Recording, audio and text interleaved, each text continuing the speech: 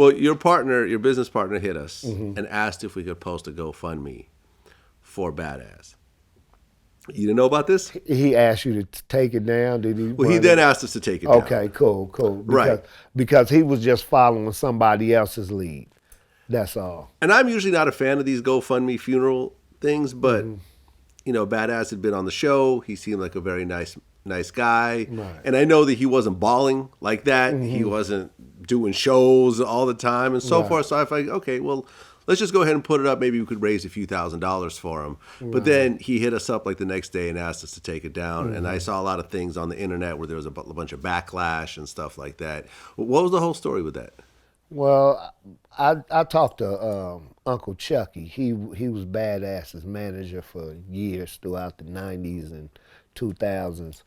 And he had told me that he didn't know anyone was authorized to be running a GoFundMe. I talked to him yesterday. So it was like a scam, kind of. No, it really wasn't a scam because I found out today that the guy because Gerald sent me the same information, and the guy who was running it, I believe he's kin to Bad Azz or something, so it was genuine, but it was premature.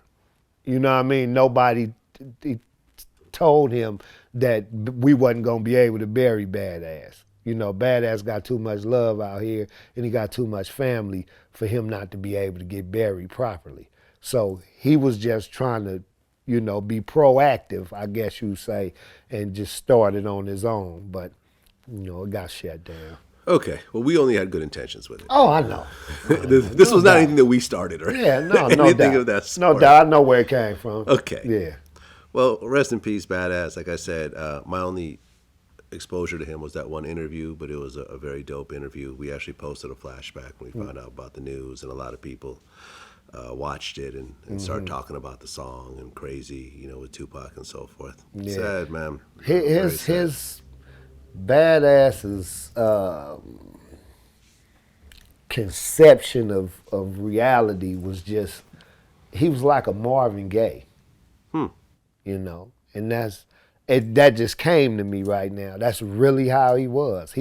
He could speak things like that was going on in all parts of the world and the country, and what the black experience was and the youth experience in LA and Long Beach, and he was just in tune with humanity. You know what I mean? He was a deep young dude, man.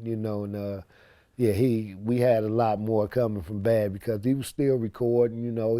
He probably wasn't balling like he used to be, but he was still getting some shows in, and people still called him for features and everything. And matter of fact, we just did a show with him.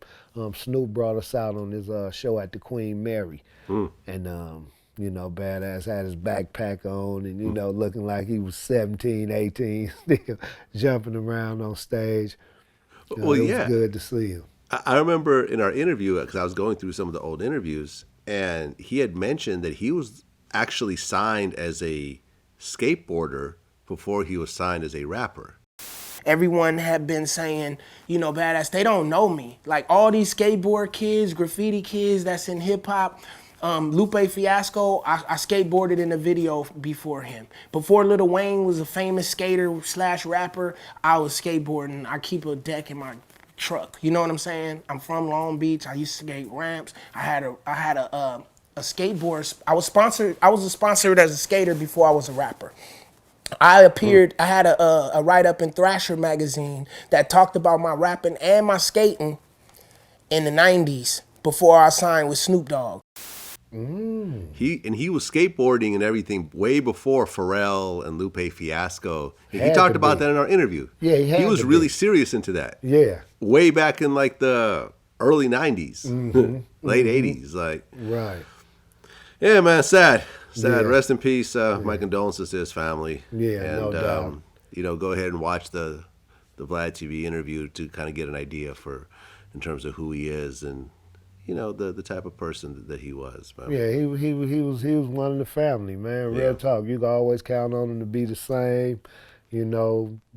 Never changed up. He did songs with Ice Cube, you know. Right. Everybody want to do a song with Ice Cube. Everybody want to do a song with Tupac, you know what I mean? But, you know, He actually did it. Bad Azz would get called, and then, you know, you'll see him in the hood later on that week being the same, doing the same thing. You know, he never let what he was becoming in the industry change who he was as a person. Oh yeah, I mean, he went into this whole story about how he tried to get Nas for a feature, and how Nas quoted him like 150,000, and how he kept kind of like bugging him about it. Like he'd be like, "Hey man, I got that 150,000. I really don't, but you know, he still don't do it." And Nas kind of laughed and said, "Hey man, just give me one of them classic songs, and I'll jump on it for you." When I saw him, I was like, "Yeah, oh yeah, I got that 150 if you want to get on my new album." And he was like, he started laughing like, "Bad Azz, you crazy."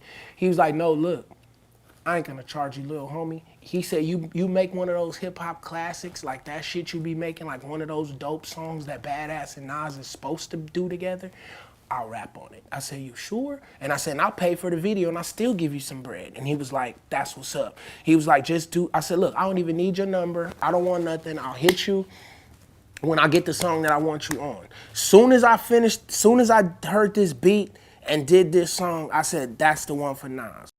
And Cool. unfortunately, I don't think that ever happened, but Right. but still, it shows how Oh, he was persistent. he was persistent. Yeah, he was persistent. Love Bad, man.